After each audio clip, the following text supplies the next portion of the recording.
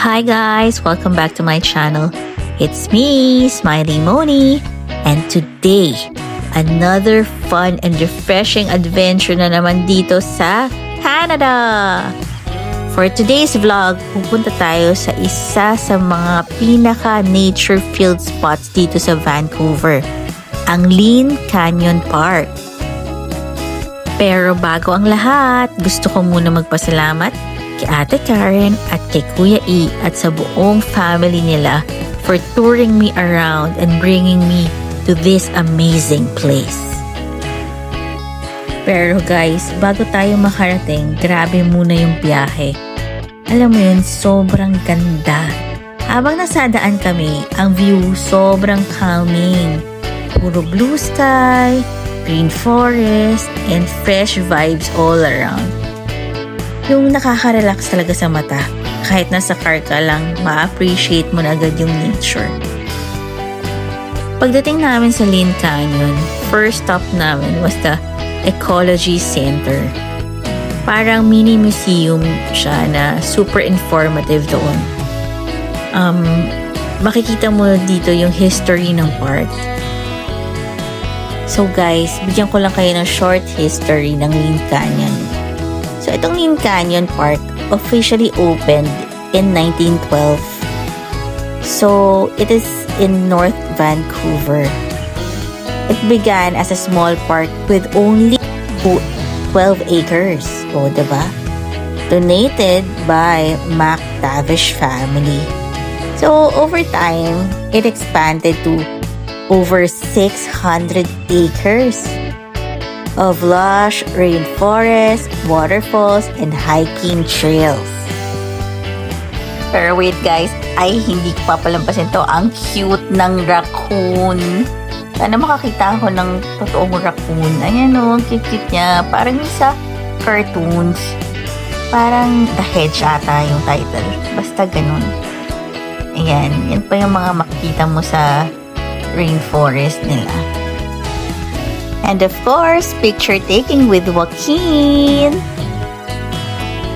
Yan guys, yan yung mga pictures ng birds na makikita mo all over the rainforest habang naglalakad ka. And picture namin ni Ate Karen. And of course, ang selfie ko. And yan yung lalakaran namin na trail. Yan. Malaki yan guys. So, yun. Ito pa mga picture muna. And ang raccoon. So, lumabas na kami guys. Ito na ang start ng paglalakad namin. Pag-trekking namin. Yan. Okay, samahan niyo ako guys ha. So, ayan guys. Nasa trail walk na tayo. Medyo madaming tao nung araw na yun. So, yung trail walk surrounded ng tall trees. So, kita nyo naman, ang daming trees, diba? At ang gaganda niya. Instagrammable talaga. Siyempre, puro green. O, ayan yung map ng Lynn Valley. Yan, ikot-ikot muna tayo. Flex ko muna sa inyo. Yan. So, ayan, yung naglalakad na yun. Nasa harap ko, yung napakagandang si Tita Pinky at ang anak ni Ate Karen na si Alex na sobrang cute. The next Aunt Curtis. O, diba? Yan, pa-wave-wave pa si Tita Pinky, diba? Artistahin. Ayan, guys. So, puro green sa paligid. Tapos yung sunlight talagang hindi naman masakit sa balat. Ayan, ayan yung Lynn Canyon Suspension Bridge. Siyempre, nagpa-picture kami, diba?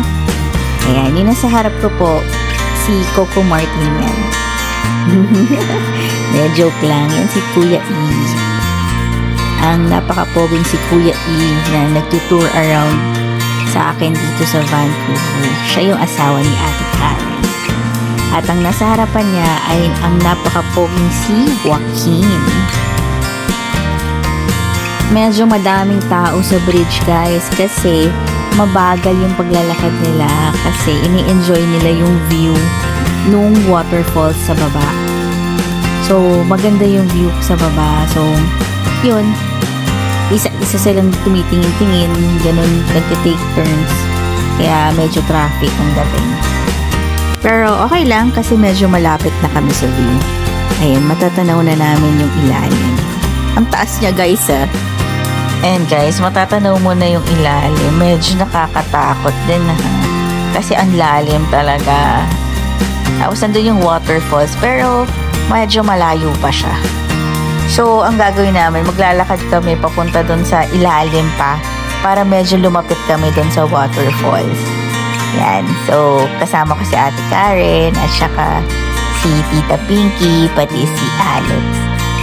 At syempre, si Kuya E and si Joaquin. Ayan, naglalakad na kami.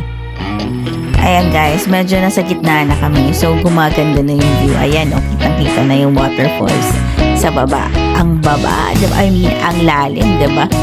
Nakakatakot din, nakakaluya. Pero, carry bells lang. Ayan, ang ganda ng view. Napakaganda ng, ng rainforest na to, guys. Sulit na sulit ang punta namin. Talagang tourist spot siya. Wala akong masabi. Ang lamig ng hangin dito sa taas at medyo umuuga ang bridge. Pero kinaya ko siya guys. Para lang sa vlog dito. O diba? Alam niyo ba yung sabi-sabi daw na pag first time mo raw tumawid sa isang bridge, pwede kang mag-wish? Ewan ko kung alam niyo yun. So ngayon, since first time ko dito sa Lynn Canyon Suspension Bridge, I'm gonna make a little wish, pero secret muna, baka hindi matupad eh. Ang cute lang ng idea, no? Kasi parang symbolic. You're crossing over to something new. Just like in life, every step, kahit nakakatakot, exciting pa rin. Ayan guys, ang ganda ng picture namin, no? So ayan guys, right now I'm using my Insta360 X5. And look, hands-free effect. Ang cool, diba? Actually, hawak ko siya with a selfie stick. Pero dahil 360 cam siya, nawawala yung stick sa frame. Parang may invisible cameraman ako. Oo, astig, no? At ang dali gamitin ito, guys. Pwede kang gumawa ng tiny planet effect, drone shot style, o kahit yung self-orbit effect na umiikot sa'yo habang naglalakad ka. Just like what I'm doing right now, kahit walang cameraman, caring. Eto na guys, malapit na ako sa waterfalls at makikita natin yung ganda niya. At eto na guys, ang ganda ng waterfalls dito sa Lynn Canyon. Malinaw na tubig na tuloy-tuloy ang bagsak. Ang lakas ng agos, pero ang graceful pa rin niya panoorin. Ang sarap sa mata. So, eto na guys. Sa sobrang laki nito, medyo inaalam namin kung paano kami babalik sa itaas na hindi kami masyadong mapapagod sa haba ng lalakarin namin. Ayun. And, na-discover namin na kailangan talaga namin umakyat. So, yung trail uphill, medyo challenging siya ha. Lalo na pag hindi ka sanay mag-hike. Pero alam nyo guys, sobrang worth it. As in, sulit na sulit. This was such a memorable experience for me. I am so grateful and happy. Thank you, Manuel family. I hope you enjoyed today's vlog. Don't forget to like, share, and subscribe. Smiley Moni, where every smile makes a story.